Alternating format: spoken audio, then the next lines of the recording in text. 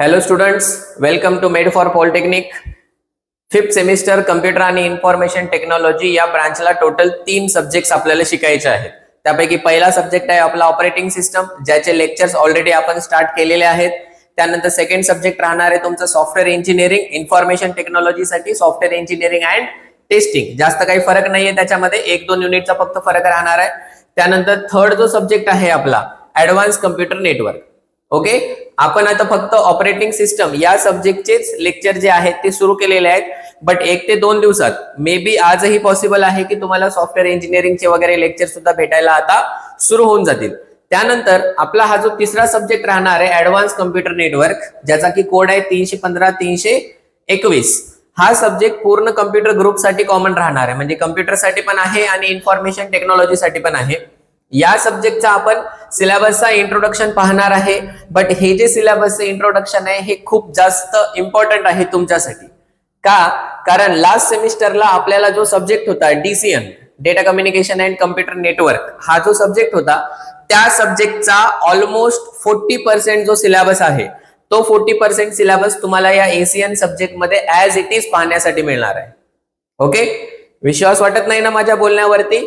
माहित होतं, ठीक आहे. त्यासाठीच या लेक्चर मध्ये मी तुम्हाला दाखवणार आहे की ACN सब्जेक्टच्या प्रत्येक युनिट मध्ये आपल्याला काय काय शिकायचं आहे आणि त्याच्यापैकी तुम्हीच मोजा किती जे कंटेंट आहेत, किती असा सिलेबस आहे जो ऑलरेडी आपण गेल्या वेळेस आपल्या कोर्स मध्ये म्हणजे DCN, data communication and computer network या कोर्स मध्ये शिकलेला आहे. म्हणजे असं नाहीये की फक्त ते तुमचं सिलेबसला होतं, तुम्ही ऑलरेडी त्याची स्टडी केलेली आहे. त्याच्या रिलेटेड आन्सर्स, तुम्हाला जे पेपरमध्ये क्वेश्चन आले होते त्याचे आन्सर सुद्धा तुम्ही लिहिलेले आहेत. आता याच्यापेक्षा मोठा ऍडव्हान्टेज 5व्या सेमिस्टर मध्ये आपल्याला दुसरा काही भेटू शकत नाही की गेल्या सेमिस्टर मध्ये आपण ज्या कंटेंटची, ज्या पॉइंटची स्टडी केलेली आहे तेच पॉइंट आपल्याला नेक्स्ट सेमिस्टर मध्ये पण शिकण्यासाठी दिलेले आहेत.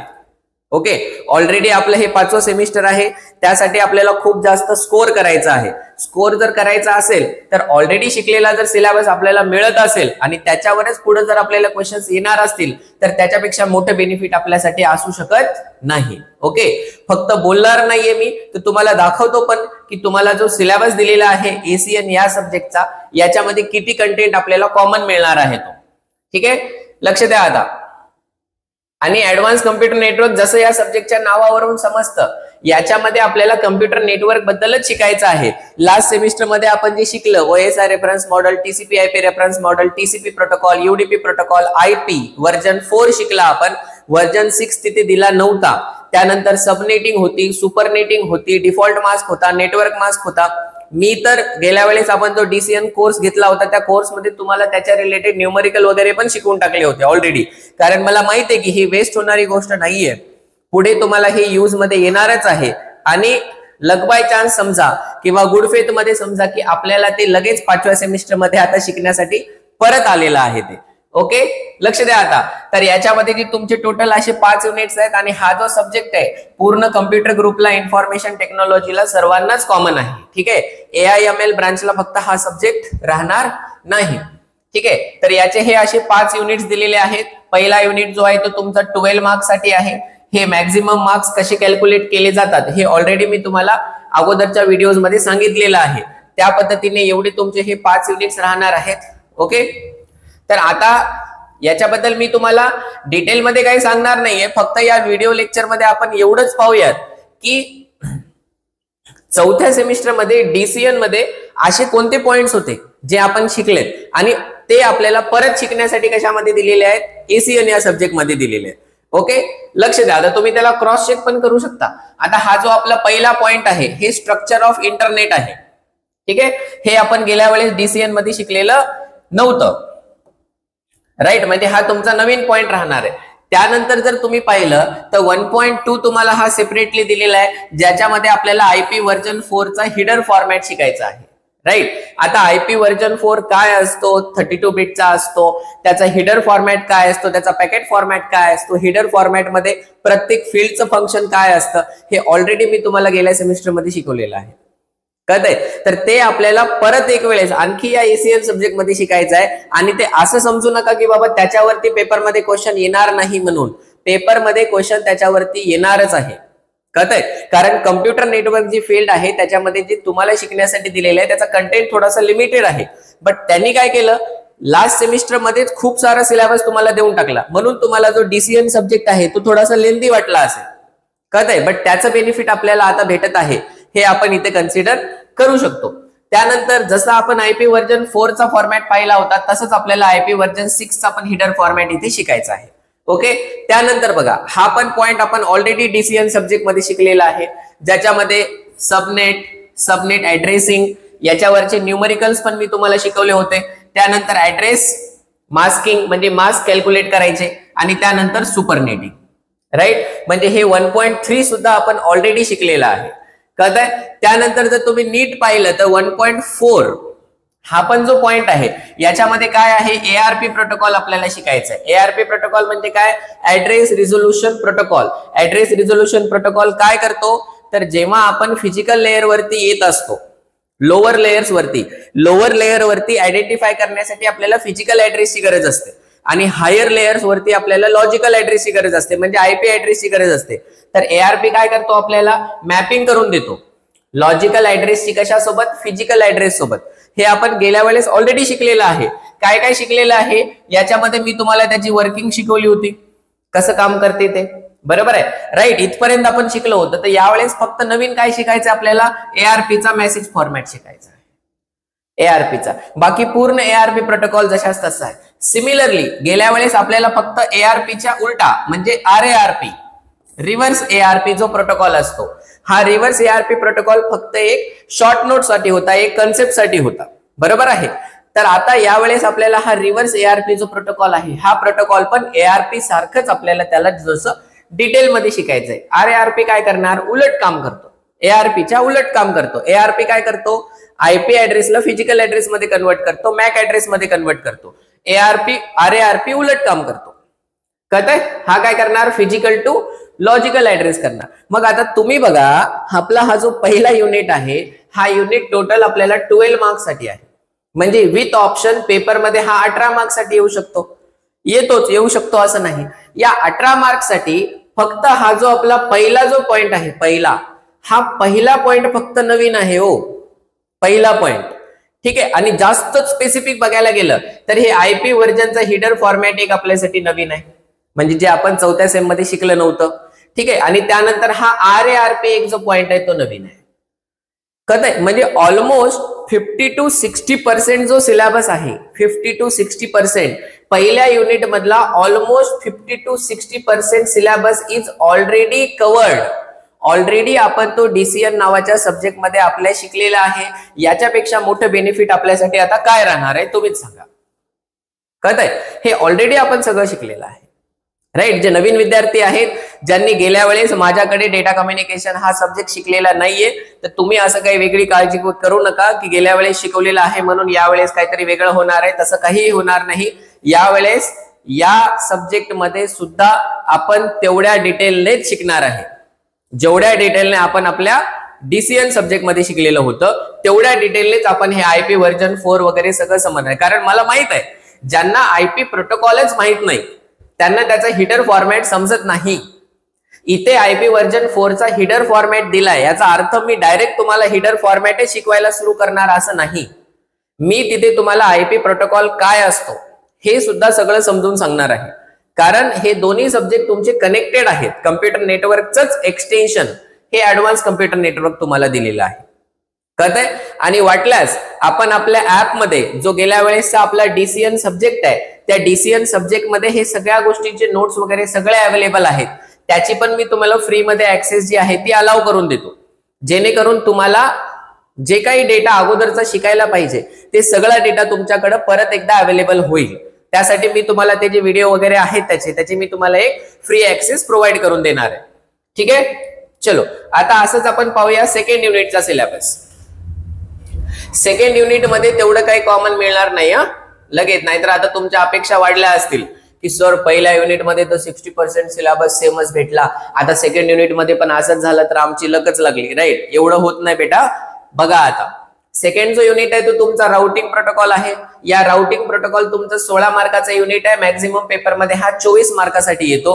या 24 मार्कापैकी आपल्याला हा जो एक पॉइंट आहे, ठीक आहे, म्हणजे जवळजवळ 4 मार्क ते 6 मार्काला ICMP या प्रोटोकॉल वरती तुम्हाला क्वेश्चन येणार पेपरमध्ये पण. ठीक आहे, आता ते मी तुम्हाला गेल्या वेळेस ऑलरेडी शिकवलेलं आहे की सिलेबसला कसं अनालाइज करायचं आणि कोणत्या पॉइंट वरती पेपरमध्ये क्वेश्चन येऊ शकतो याचा अंदाजा आपणच कसं लावायचा असतो ते. ठीक आहे, म्हणजे दरवेळेस तुम्हाला माझ्यावर किंवा दुसऱ्यांवर डिपेंड राहण्याची गरज नाही IMP क्वेश्चन साठी.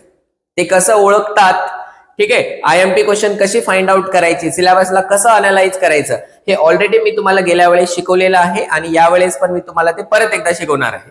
ठीक आहे, तर या युनिट मध्ये जास्त काही कॉमन सिलेबस भेटणार नाही, फक्त ICMP हा जो प्रोटोकॉल आहे, राईट, हे पूर्ण आपण ऑलरेडी शिकलेलं आहे. ICMP प्रोटोकॉल काय असतो, त्याच्यामध्ये टाइप्स ऑफ मेसेज असतात, राईट. कोणते कोणते टाइप ऑफ मेसेज असतात? 2 असतात. एक क्युरी असतात आणि दुसरी तुमचे एरर रिपोर्टिंग मेसेज असतात. बघा ऑलरेडी त्यांनी दिलेलं आहे. हेच आपल्याला परत एक वेळी शिकायचं आहे असं समजून घ्या.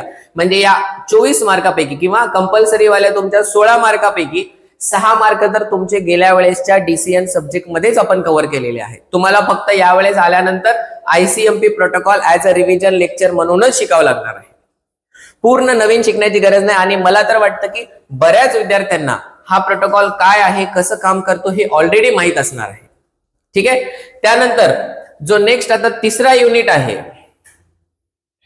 ठीक आहे, इथे तुम्ही खूप जास्त खुश होणार आहे. आता हा जो तिसरा युनिट आहे तो आहे आपला ट्रान्सपोर्ट लेअर वरचे प्रोटोकॉल्स.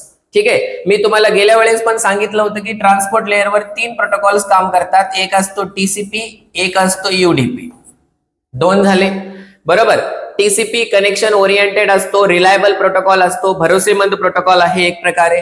UDP कनेक्शन लेस असतो, अनरिलायबल प्रोटोकॉल असतो, बरोबर आहे. दोघांच्या ठिकाणी ते एकदम व्यवस्थित काम करतात, बरोबर आहे. तर मी काय म्हणलं होतं की बाबा असं काही होऊ शकतं का की ज्याच्यामध्ये मला TCP चे पण ऍडव्हान्टेज मिळणार आणि मला UDP चे पण ऍडव्हान्टेज मिळणार, बरोबर आहे. असं होतं आणि या दोघांच्या कॉम्बिनेशन पासूनच तिसऱ्या प्रोटोकॉलचा जन्म होतो. तो आहे तुमचा SCTP प्रोटोकॉल. कोणता प्रोटोकॉल असतो? SCTP protocol, which is this one, right. हे 3.5 इथं आहे, स्ट्रीम कंट्रोल ट्रान्समिशन प्रोटोकॉल.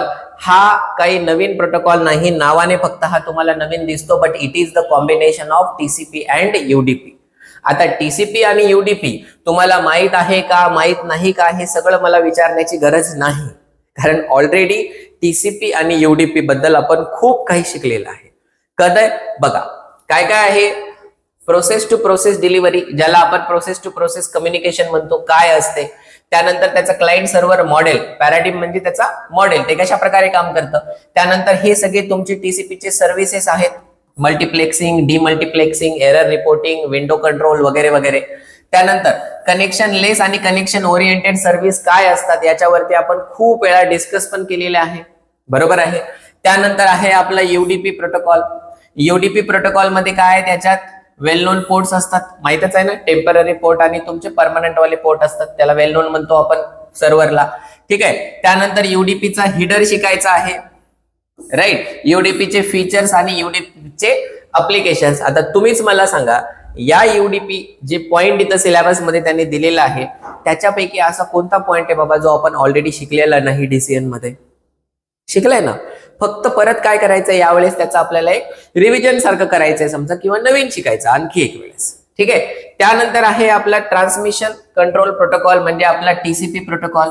याच्यामध्ये पण काय शिकायचं, TCPच्या सर्व्हिसेस शिकायचे, TCP चे फीचर्स शिकायचे. त्यानंतर 3 वे हँडशेक. 3 वे हँडशेक काय असतं हे तर मी तुम्हाला कमीत कमी 100 वेळा सांगितलं असेल, जेव्हापासून आपण DCN सब्जेक्ट शिकवला तेव्हापासून. 3 वे हँडशेक. त्यानंतर हे सगळे जे आहेत, flow control, error control, congestion control, right, open loop, close loop काय असतं हे सगळं ऑलरेडी आपण आपल्या DCN सब्जेक्ट मध्ये शिकलेलं आहे. परत आपल्याला आणखी तेच शिकायचं आहे, कळत आहे. त्यानंतर आहे हा TLS म्हणजे ट्रान्सपोर्ट लेअर सिक्युरिटी. हे एकटं जे आहे समजा, हे पूर्ण जे पॉइंट आहे हा आपल्यासाठी नवीन पॉइंट राहणार आहे. म्हणजे परत बघा तुम्ही, युनिट 3 जो आहे आपला ट्रान्सपोर्ट लेअर प्रोटोकॉल, जो की तुमचा 14 मार्काचा युनिट आहे, पेपरमध्ये 21 मार्काला येऊ शकतो. त्याच्यापैकी हे जे 3 पॉइंट्स आहेत, 3.1, 3.2 आणि 3.3, हे ऑलरेडी आपण आपल्या DCN सब्जेक्ट मध्ये कव्हर केलेले आहेत, शिकलेले आहेत. परत आपल्याला तेच इथं आणखी शिकायचं आहे. हा, असं नाही की बाबा जेवढं आपण DCN मध्ये शिकलेलं आहे तेवढंच इथं शिकायचं आहे. थोडंसं ऍडव्हान्स त्याच्यामध्ये राहणार आहे, काही पॉइंट्स नवीन राहणार आहेत, काही क्वेश्चन्स त्याच्यावरती नवीन येऊ शकतात. ठीक आहे. तर असं समजू नका की बाबा गेल्या वेळेसचे DCN आपण शिकलेला आहे तर यावेळेस आपल्याला काही टेन्शन नाही, आपण गेल्या वेळेसच्या नोट्स मध्ये तेच सगळं आन्सर आपल्याला लिहायचं आहे वगैरे, तसं काही होणार नाही. कन्सेप्ट जी आपण शिकलेली आहे ती कन्सेप्ट तुमची अतिशय महत्वाची राहणार आहे. कळतंय? तर या युनिटचा आपण ऑलमोस्ट 60% जो सिलेबस आहे तो आपण ऑलरेडी कव्हर केलेला होता. ठीक आहे. त्यानंतर जर आपण पाहिलं नेक्स्ट युनिट थर्ड, इथं पण खुश होणार आहे तुम्ही. बघा, अप्लिकेशन लेयर प्रोटोकॉल्स. ठीक आहे. तर आता अप्लिकेशन लेयर प्रोटोकॉल्स मध्ये असे काही प्रोटोकॉल्स आहेत जे आपण ऑलरेडी DCN मध्ये शिकलेत. ठीक आहे. बघा, जसं की फॉर एक्झाम्पल हा पहिला DNS, हा प्रोटोकॉल आपण शिकला नव्हता. खुश होऊ नका, राईट, शिकला नव्हता, यावेळेस आपण शिकणार आहे. काय, खूप सिंपल असतो. DNS म्हणजे काय असतं? डोमेन नेम सिस्टम असते. जे वेबसाईटला ऍड्रेस असतात ना, .com, .org, .us, .uk वगैरे वगैरे, तर त्याच्या रिलेटेड हा प्रोटोकॉल असतो. कसं काम करतो ते. त्यानंतर जे आपण शिकलेलं आहे ते काय आहे बघा, हा आहे इलेक्ट्रॉनिक मेल म्हणजे ईमेल सिस्टम. ईमेल सिस्टम मध्ये आपण MTA शिकलाय, मेसेज ट्रान्सफर एजंट. ठीक आहे. मेसेज ट्रान्सफर एजंट मध्ये आपला SMTP प्रोटोकॉल असतो, राईट, हे आपण शिकलेलं आहे. मेसेज ऍक्सेस एजंट आपण शिकले नव्हते कारण ते आपल्याला सिलेबसला नव्हतं.